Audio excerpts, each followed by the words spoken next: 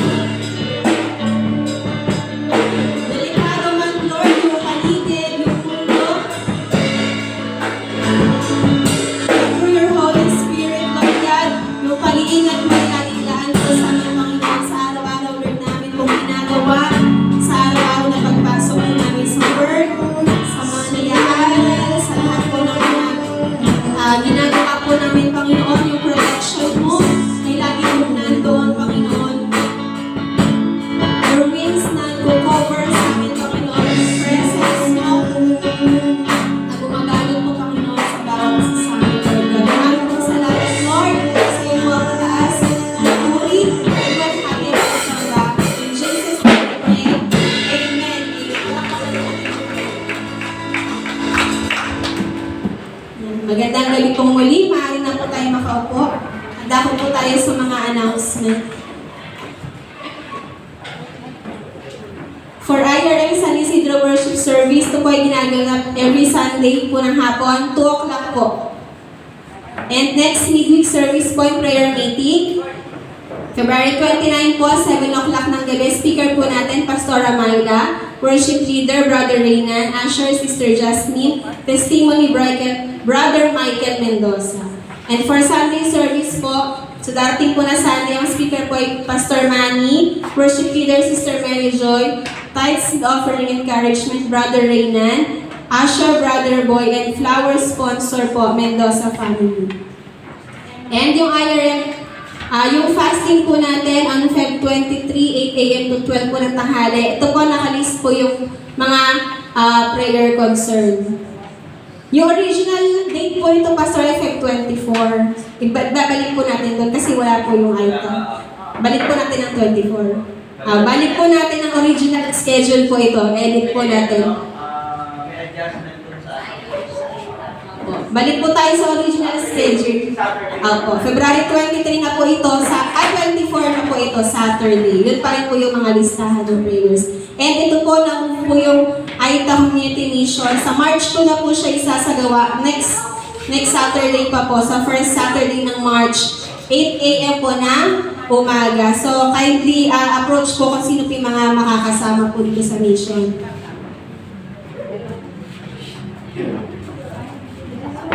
And ito po yung TCE Batch 2, Teaching Children Effectively, on March 27 hanggang March 30. Reg fee po 350. Open po sa lahat ng kapisanan. Sa lahat po ng mga interested mag-join, ito pong training ay approach po ang ating CE Head, Pastora Myla Castro. And salamat po sa Panginoon sa kakatapos lang po na YMO and Carcab Fellowship nung Sunday po. Salamat po sa mga tumulong, tumuwang at sa lahat po ng mga ate sa ating pong Pastora Myla Castro na ang dami pong song na pinrepare para mag-enjoy po yung mga couples po natin. Yan, salamat po sa Lord God sa provision po niya doon sa mga food po na ating pinagsalusaluhan. Salamat po Nanay Judith and Sister Roda and si Mamang sa mga nag-prepare ng ating pong pinagsalusaluhan. And ngayon po, sa ating pong testimony, palakpakan po natin ng Lord sa buhay po ni Sister Jasmine Gorgor.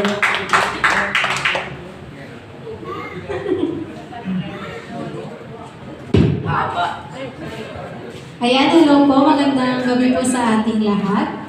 Ayan, share ko lang po yung ito po kasi yung video na to, nakuha ko po ito sa TikTok, lumalabas po siya.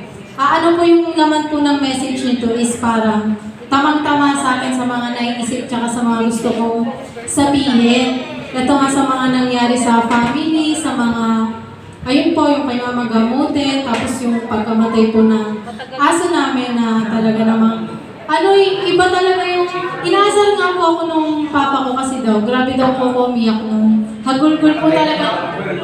Opo, namatay po siya. Opo. Hindi po malaman kung nilason po siya kasi nabulag po yung isang mata niya, namaga po yung bibig. Tapos nung nilabas niya na po yung dugo dinumi niya po yung dugo. Yun po, nung mga ilang minuto, naghingalo na po siya, tsaka nung maya-maya, hindi na po siya huminga. Akala ko po, pag dumi niya nun, mabubuhay pa po siya kasi nalabas niya na. Ayun talagang, kasi pinag-pray ko din po yun kay Lord. Talaga nagpipray ako kay Lord kasi yung aso na to parang, ito lang yung asong talagang tinanggap nila papa tsaka nila mama ng buo. Kasi pag binibigyan po ako ng tuta, ayaw po nila madumi sa bahay, maingay, yung dumi ng dumi sa kabila. Tapos ito po, babasahin ko po, ang title po nito is Sufferings. Sabi po dito, Lord, bakit ako? Nagsiserve naman po ako sa inyo, pero bakit kami pa? Pamilyar, no? Kasi maaaring ganda yung tanong mo na hanggang ngayon ay wala pa rin kasagutan. When we are going through the testing, it's most likely to feel that God is unfair. Kasi nahihirapan ka kasi walang bago, puro pagsubok na lang. Kailan ba gagaan ang buhay para sa'yo? Pero alam mo, when God allows you to be tested, hindi ka pinapahirapan. pinapatatag ka lang. Instead of asking why not asking the what? Lord, ano po yung tinuturo niyo sa akin sa sitwasyon kong ito? Lord, ano po yung sufferings na ito at blessing pagkatapos nito? Yes, it's true na may mga bagay na ibinibigay sa'yo si Lord na alam niyang kakayanin mo. Pero mas madalas, may ipaparana siya sa'yo na hindi mo kakayanin, na para malaman mo, hindi mo kaya kung wala siya sa buhay mo. Do it again, but this time with God. Your present trials are your future testimony. So, doon talagang, parang sinubukan ko ni Lord kung parang, sige, parang, ang kasi pag pinagdasal mo yung, pag binigay mo, parang hindi po kasi ako sanay talagang ginagawa ni Lord, binibigay niya sa buhay ko yung mga uncomfortable, yung mga hindi ko naman ginagawa, tapos kailangan kong gawin. So yun, talagang pinag-pray ko po talaga yung, syempre si Mama pinag-pray ko din po yan. Tapos yung, talagang yung aso namin ngayon talaga na, talagang parang pamilya na siya parang bunso. Ay, wala na po na. Wala na. Wala na. Ay, wala na po ito yun. Pinag-pray ko po siya 3 beses, umaga, hapon, gabi. Talagang napaaga po ata yung, para sa akin, kasi lagi akong gabi nag-devotion. So parang nag-devotion ako ng 6, parang maaga na sa akin yung 6 ng gabi. Tapos nag-pray ako lang, tapos maya-maya, binantayan ko na yung aso namin. Kasi nga grabe po yung iyak niya, parang tao po na, hindi mo naman po matulungan kasi nga, hindi naman nakakapagsalita, iyak lang ng iyak. So, sabi po nung kuya namin, wag daw muna po kami mag-aalaga ng aso. Kaya, dapat po pala, pag nag-aalaga ka ng hayop, may budget din para sa kanya. Kasi pag nagkasakit, hindi naman makakapagsalita. Kaya kailangan dadalhin sa mga ipapagamot. So, ayun. So, talagang grabe yung parang broken na broken yung buong pamilya namin. Kasi ayun lang yung aso talagang, malapit talaga kami. So, ayun. Magpapasalamat ako kay Lord. So, yung sana nangyari na yun, alam ko maraming ibibigay si Lord na blessing, marami siyang ituturo, marami nga sumibibigay. Hindi naman. So, ayun, ay napapasalamat ako kay Lord sa lahat ng trials, sufferings, yung mga pinagdadaanan ng pamilya namin is, eto, kaya, nalalagpasan, napoprovide si Lord, tapos, andun lagi yung yung goodness niya, yung hindi niya, pagpapabaya sa amin. So, ayun lang po, maraming salamat.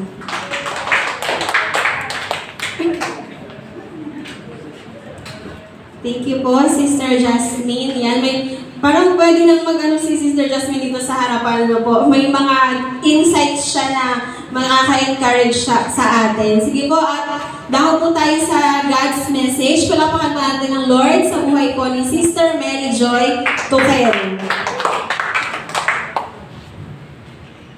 Offering sa akin.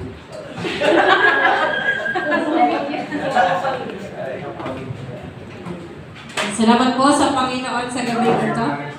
Para magkasunod, Okay, yan. Ay, salamat sa Panginoon. Medyo Ayan. Salamat at hindi pa naman kami nakaka-recover, mabigat pa rin sa puso ni nangyari. Kumbaga iyon, kaya kong gastusan ng pagkain. Pero yung papa ko, hindi ko mabigyan ng baby. Ibinili ko na ng pagkain ni Chuchu. Mahal talaga namin. So, mabigat sa puso. Masarap magmahal ng alagang ahas. Salamat sa Panginoon. Yes. The most faithful and loyal. Totoo po yun.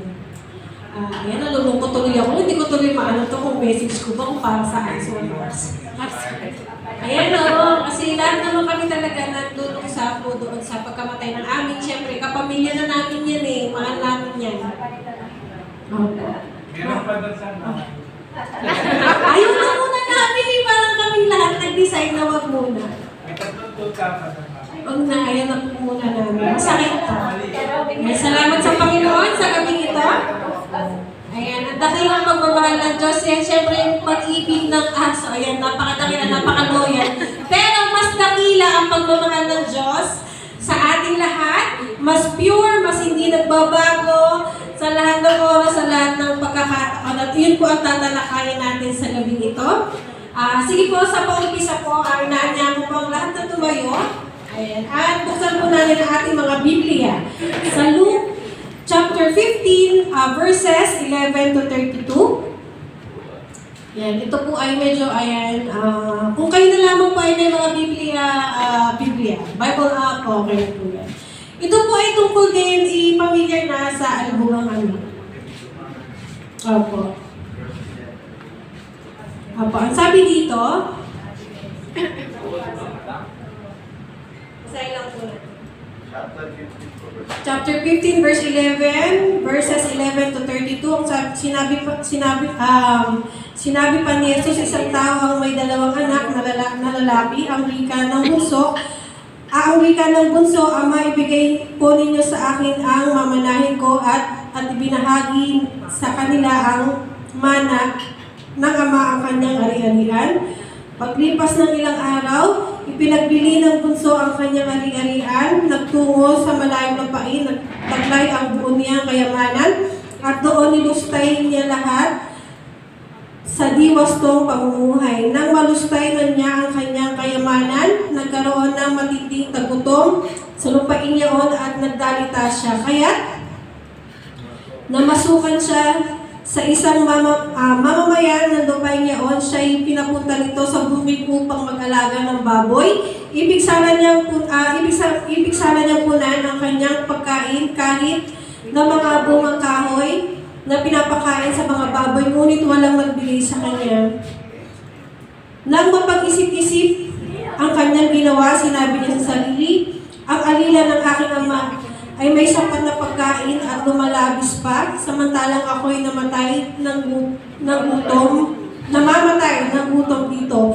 Babalik ako sa kanya at sasabihin ko sa ama, nagkasala po ako sa Diyos at sa inyo, hindi na po ako karapat-dapat na tawagin ninyong anak. Ibilang na lamang ninyo ako na isa sa inyong mga alila.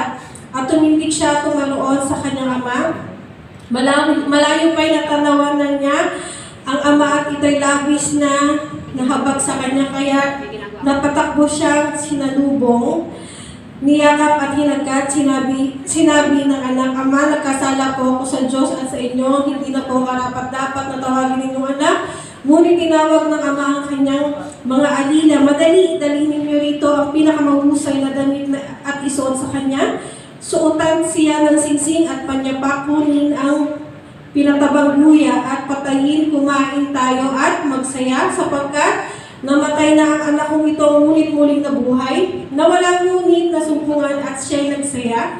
Nasa bukid noon ang anak ng panganay, umuwi siya nang malapit na sa bahay ay narinig niya ang tugtugan at sayawan. Tinawag niya isa sa mga alila at tinanong, bakit may sa atin? Dumating po ang inyong kapatid, tugon ng alila. Ipinapatay ng inyong ama ang pinatabang guya sapagkat nagbalik siyang buhay at walang sakit. Nagalit ang panganay at ayaw nitong pumasok sa bahay, kaya't lumabas ang kanyang ama at inaamo siya. Ngunit sinabi nito, pinaglingkuran ko po kayo sa loob ng 8 taon at kailanman hindi ko kayo sinuway. Ngunit minsan hindi ninyo ako binigyan na kahit isang bisinong kambing para mapagkatuwaan kami ng aking mga kaibigan. Subalit nang dumating ang anak ninyong lumustay ng inyong kabuhayan sa masasamang babae, ipinagpatay pa ninyo ng pinatabang guya. Sumagot ang ama, anak, lagi kitang kapiling.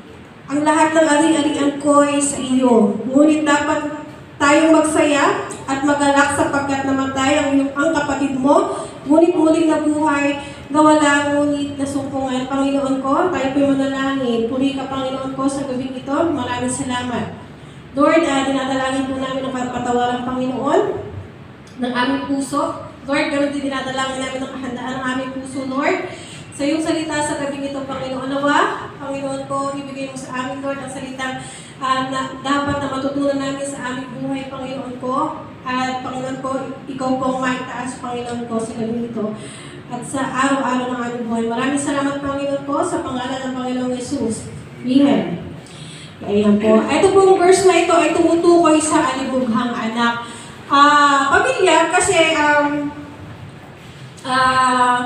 isang anak na humingi ng mana sa kanyang ama at nag-iisa ng kanilang tahanan, inubos sa kalayawan ng kanyang mana at naghirap bumalik sa kanyang ama, malugod, buong galak, siyang tinanggap ng kanyang ama. Yun yung lagi natin naaalala kapag binabasa natin itong alibugang anak.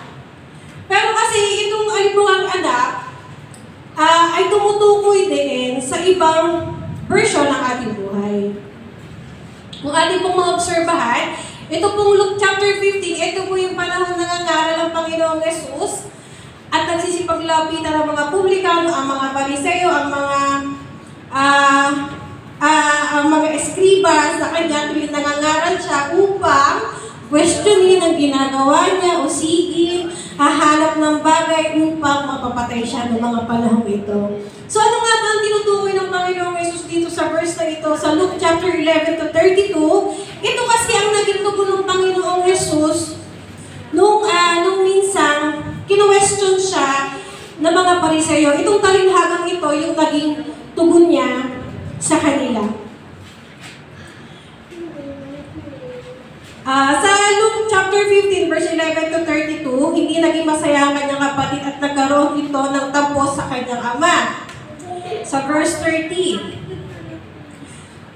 subalit ang dumating ang anak ninyong lumustay ng inyong kabuhayan sa masasamang babae, pinagpatay pa ninyo ng pinatabang guya. Nagkaroon siya ng hinanakit sa kanyang ama at inggit. Sa verse 29 naman, ay sabi dito, ngunit sinabi nito, pinaglikuran ko po kayo sa loob ng maraming taon at kailan may hindi ko kayo sinuway, ngunit minsan hindi ninyo ako binigyan ng kahit isang bisirong kambing para mapagkatuwaan namin. So yun yung naging emosyon nung nararamdaman ng panganay na anak na lalaki. Sa talinhagang ito, tumutukoy din ito sa mga pariseo, mga publikano. Kasi yung pangalan na anak na lalaki, kung atin po siyang titignan sa mas malalim na paraan, ito kasi ay sumasalamin sa mga pariseo, sa mga eskriba, kung saan, di ba tinukoy kasi nung pangalan na anak na lalaki na pinaglingkuran ko kayo, sinunod, di ba, ngunit hindi siya napagbigyan. So, ganun kasi yung nagiging pananaw ng mga pariseo noon na sumusunod sila sa batas, alam ko yung batas, alam ko yung salita, tapos question pa rin nila ang Panginoong Jesus, bakit ka nakikipagsalamuha sa mga mahihirap, sa mga makasalanan. So, yung personality ng panganay ng anak na lalaki ay tumutukoy din bilang pagsagot ng Panginoon doon sa mga pariseo ng mga panahong ito. Yan, ano pa yung mga pariseo? Yun nga, sila yung expert sa law, sila yung strict observant, sila yung sumusunod sa pangaseremonya or practices patungkol sa gawain ng mga sa templo ng Panginoon bago pa man dumating ang Panginoong Jesus hanggang sa kasalukuyan nangangaral ang Panginoong Jesus. So ito kasi sa verse, kung titignan natin ang chapter 15, sa unang verse pa lang, may kita na po dito, yan, basahin ko lamang po, verse 15, verse 1, ang mga publikano at ang mga makasalanan ay nagsisilapit upang makinig kay Jesus, nagbubulong-bulungan ng mga pariseo at mga eskriba. At sinabi nila, ang tao ito'y nakikisalamuha sa mga makasalanan at nakikisalo sa kanila. So yung verse 15 ay tumutukoy doon sa patuloy na pag-question ng mga pariseo at mga eskriba sa ginagawang pagtuturo, pakikisalamuha ng Panginoong Jesus.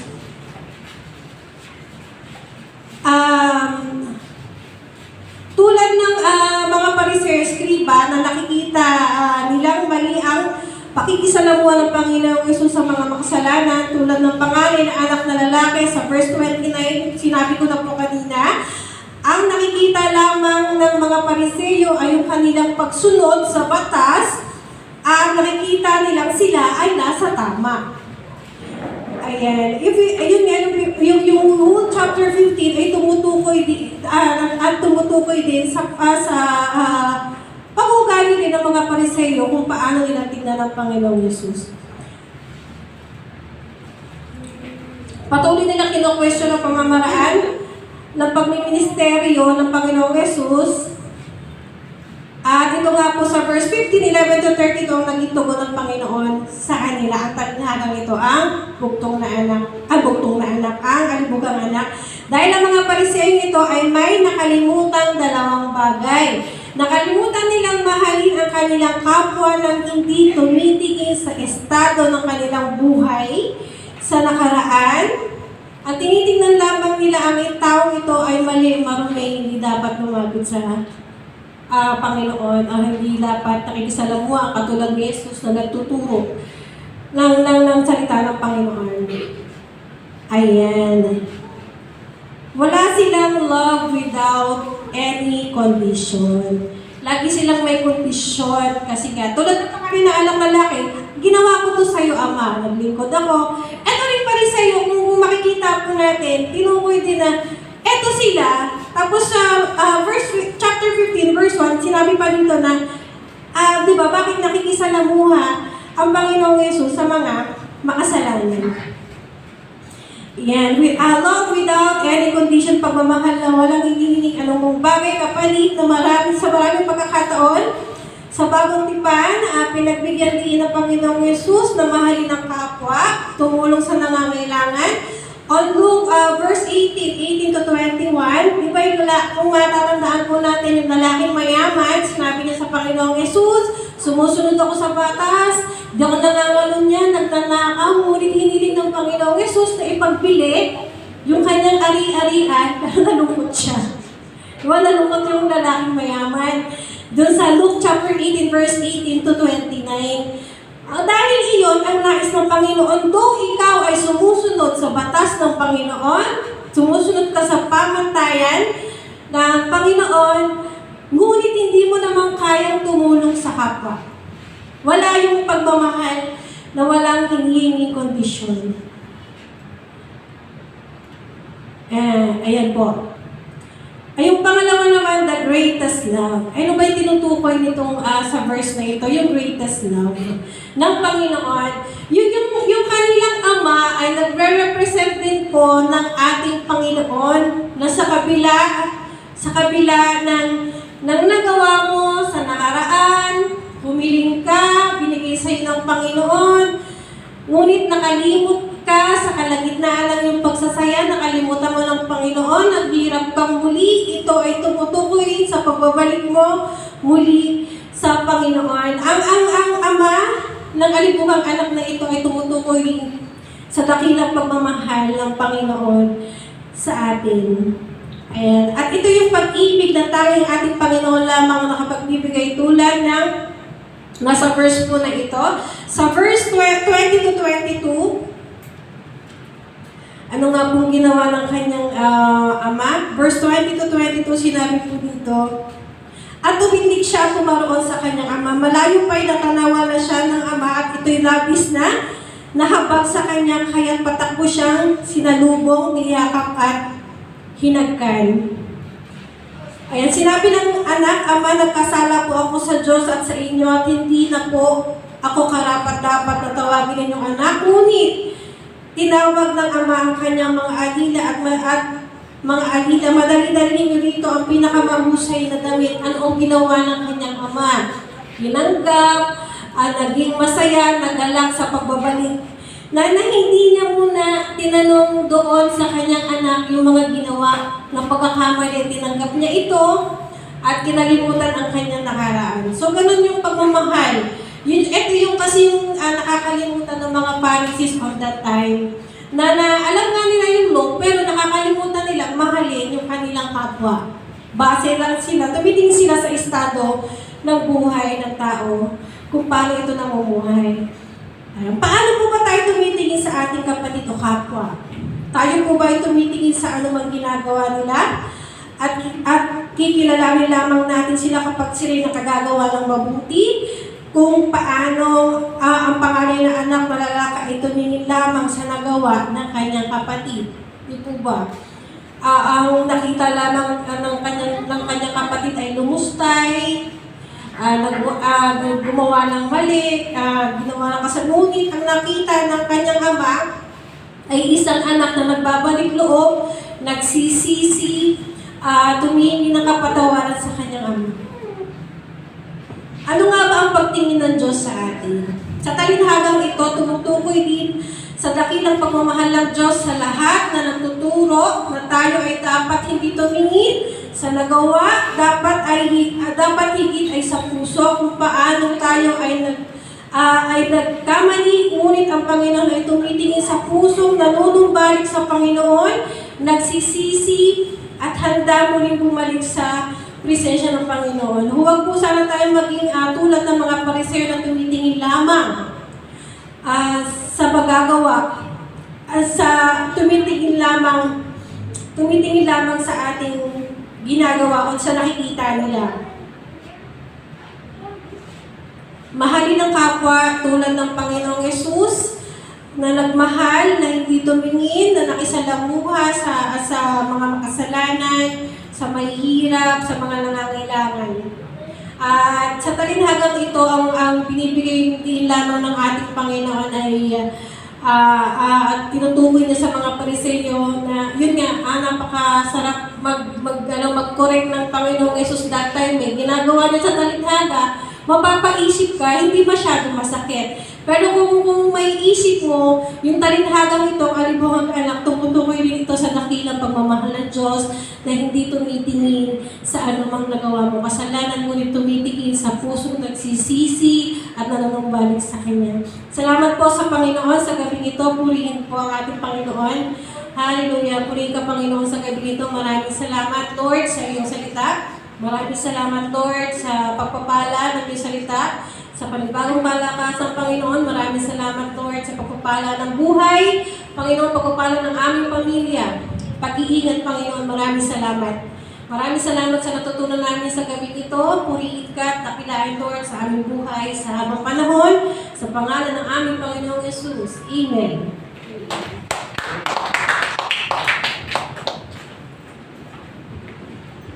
Salamat po, Sister Mary Joy. At ako po tayo sa pagkakaloob para po sa ating Panginoon. Natawagan ko po ang ating usher, Brother Ray Losada. Habang inaawit po natin ang Halina't Magbigay.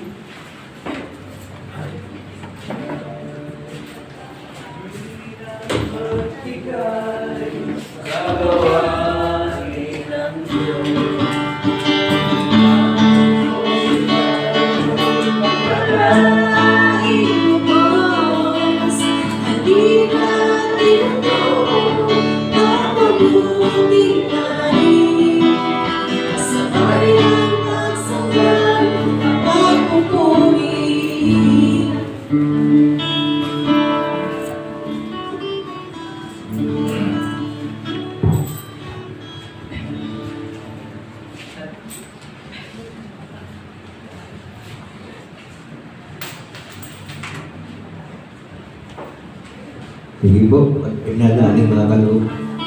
Ang Diyos na makapangyarihan sa lahat. Panginoon, narito po Lord ang kaloob ng iyong mga anak, Panginoon. Panginoon, dalahin po Lord, ito Lord ay ipon, Panginoon. Basbasan mo ito ng banal na dugo para magamit namin Lord sa kilalagan ng aming Diyos, Panginoon. Panginoon, dalahin po Lord na yung pagpalayag, Panginoon, ang mga magkakapagdigay, Panginoon po. Ganun po lang ang kapatid na nakapagbigay kayo Lord, magbigay siya ng kanyang mga pangalan sa araw-araw para ganun po lang makapagkaroon sila sa iyo, Panginoon. Ito lang kailangan ko sa pangalan ng kanya, Jesus. Amen. Salamat po. Tayo po'y dako sa ating pong closing song. Muli ko pong inanyayahan ng lahat na tumayo. At awitin po natin ang For God So Loved para po sa ating pong pagwawakas.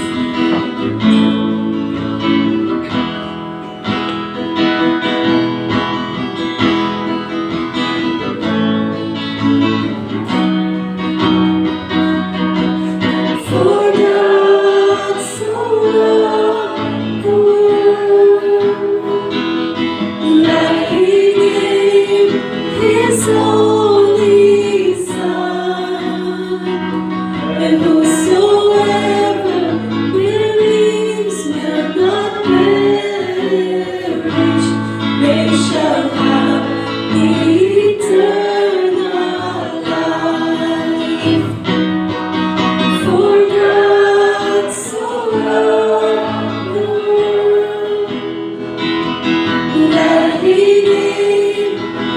only Son. Whosoever believes will not perish, they shall have eternal life. They shall have eternal life. They shall have eternal life. Benediction po ang ating Pastor.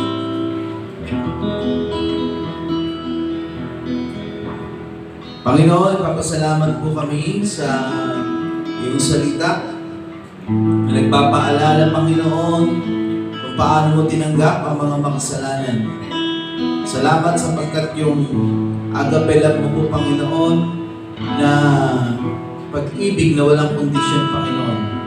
Aming naranasan, di man kami karapat-dapat, dinarapat mo ng pag-ibig mo ay aming maranasan. Salamat, Lord, sapagkat sa isang makasalanan, ikaw ang kumupkop, ikaw ang tumanggap. Lord, patuloy na dalangin ko po ang pag-ibig mo po ito ay patuloy po namin ipag-ibahagi sa maraming tao na, Lord, hindi nakakaranas, Panginoon, ng tunay na pag-ibig. Mga tao na mga makasalanan na nangangailangan, Panginoon, ng iyong pag-ibig. Dalangin ko po, Lord, bigyan mo kami ng sigasig, ng sigla sa pagdadala ng iyong salita upang, Lord, banggitin ang dakilang bagay na iyong ginawa para po sa mga makasalanan. Lord, dalangin ko po, pagpalain mo po ang aming mga pananampalataya. Patuloy mo pong palalimin, patuloy mo pong patatagin ang bawat, Lord, isa po sa amin. Dalangin ko po, Lord, na ikaw ang Diyos na patuloy na sumama. Ikaw ang Diyos na laging mag-ingat, magpala sa iyong mga anak ng kanilang pananampalataya. Patuloy mo pong palaguin, palalimin. Bigyan mo kami lagi ng kauhawan, Lord, sa iyong mga salita, sa pananalangin at sa iyong mga gawain. Idinadalangin ko po, Lord, na ang buhay ng bawat isa sa amin ay gawin mo pong pagpapala sa maraming tao. Magamit mo po ang aming buhay bilang kasangkapan sa pagpapalawak ng iyong kaharian dito po sa lupa. At dalangin ko po, Diyos, na lalo pang lumago, lalo pang lumalim, at lalo pa kami maging masigasig sa patuloy na paglilingkod po sa iyo.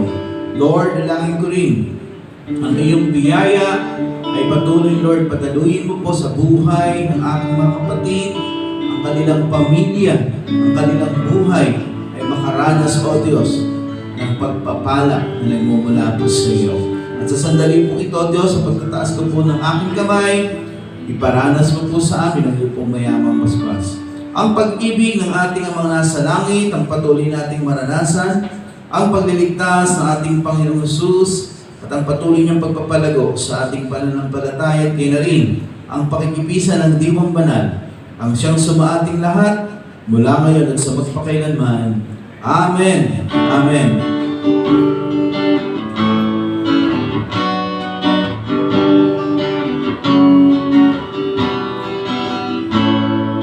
The Lord bless you and keep you. The Lord make His face shine upon you and give you peace, and give you peace, and give you peace forever. The Lord be gracious to you. The Lord make His face shine upon you and give you peace, and give you peace.